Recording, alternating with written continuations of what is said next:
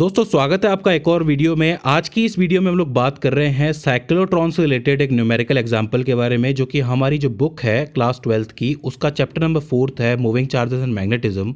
उसका example number 4.4 है। आपको याद होगा कि साइक्लोट्रॉन का ये पिछला लेक्चर है, इसके अंदर मैंने आपको कुछ रिलेशंस बताए थे। उन रिलेशंस का यूज करना इसमें आपको आ जाएगा, मतलब न्यूमेरिकली आप कैसे इसका यूज करोगे। एग्जाम्पल कोई बहुत मुश्किल नहीं है, लेकिन इंटरेस्टिंग बहुत है। इसमें कह ये रहा है कि आपके सामने एक साइक्लोट्रॉन है, उस साइक्लोट्रॉन के अंदर आप एक प्रोटॉन रखते हैं, एक प्रोटॉन मान के चलते हैं। अब कह ये रहा है कि इसके अंदर जो ऑक्सीलेटर यानी कि दोलित्र लगा हुआ है, उसकी फ्रीक्वेंसी दे रखी है 10 मेगाहर्ट्ज। अब ऑक्सीलेटर का काम क्या होता है, जो आपकी दो प्लेट्स लगी हुई होती हैं, इसमें एक पॉजिटिव एक नेगेटिव होती है, फिर इसकी पोलैरिटी चेंज करना, यानी कि इसको पॉजिटिव इसको नेगेटिव करना, फिर इसको पॉजिटिव इसको नेगेटिव करना। इसका पूरा यूज मैं आपको इस लेक्चर में समझा चुका हूं। अगर नहीं देखा है तो प्लीज जाकर के देख लीजिए। तो कह ये रहा है कि इसकी फ्रीक्वेंसी है 10 मेगाहर्ट्ज, जिसको हम लोग लिख सकते हैं 10 टू द पावर 7 हर्ट्ज। इस फ्रीक्वेंसी के साथ अगर हमें एक प्रोटॉन को, जिसका मास होता है 1.67 multiply by 10 to the power -27 kg, इसको एक्सेलरेट करवाना है, तो इसकी पर हमें कितनी मैग्नेटिक फील्ड लगानी पड़ेगी, मतलब बाहर जो हम मैग्नेट लगाएंगे, इलेक्ट्रोमैग्नेट लगाएंगे, उसकी वैल्यू कितनी होनी चाहिए, यानी कि हम उसके ऊपर कितनी मैग्नेटिक फील्ड अप्लाई करें कि जो प्रोटॉन है वो एक्सेलरेट कर जाए। तो बहुत सिंपल है। देखो, एक प्रोटॉन का चार्ज कितना होता है, 1.6 multiply by 10 to the power -19 coulomb.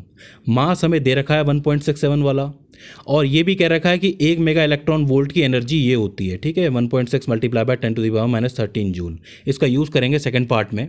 तो हमें पता है कि हमने रिलेशंस में पढ़ा था, फ्रीक्वेंसी का फॉर्मूला क्या होता है, फ्रीक्वेंसी इज इक्वल्स टू में QB अपॉन में 2πm।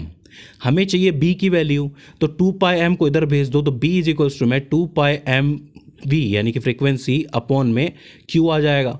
सारी की सारी वैल्यूज़ आप लोग पुट कर दीजिए, यानी कि यहाँ पे 2 multiply by 3.14 multiply by 1.67 multiply by 10 to the power -27 kg multiply by 10 to the power 7 hertz.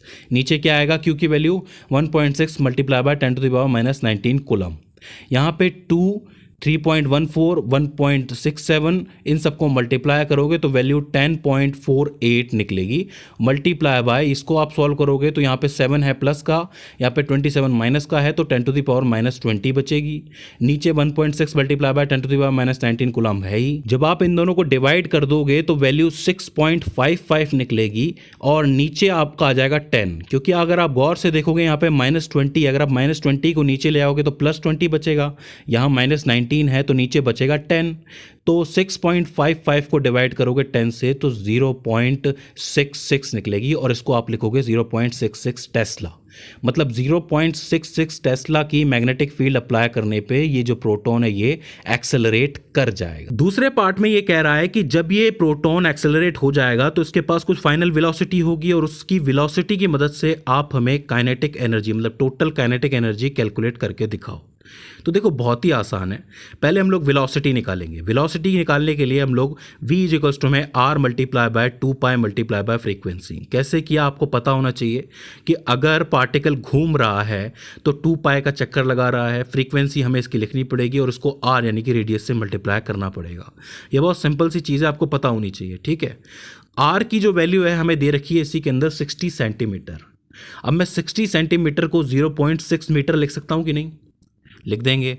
Multiply by 2 multiply by 3.14 multiply by frequency की वैल्यू 10 की पावर 7 आएगी, ठीक है। सबको आप मल्टीप्लाई कर दोगे तो वैल्यू मिलेगी 3.76 multiply by 10 to the power 7 metres पर सेकेंड। मतलब ये जो है इतनी वेलोसिटी होगी इस प्रोटॉन के बाद, टोटल एक्सेलरेट करने के बाद, मतलब इसकी फाइनल वेलोसिटी ये होगी, ठीक है। अब हमें काइनेटिक एनर्जी निकालनी है, तो काइनेटिक एनर्जी का फॉर्मूला क्या होता है, 1/2 mv²। तो अब वैल्यू रख दो सीधे सीधे।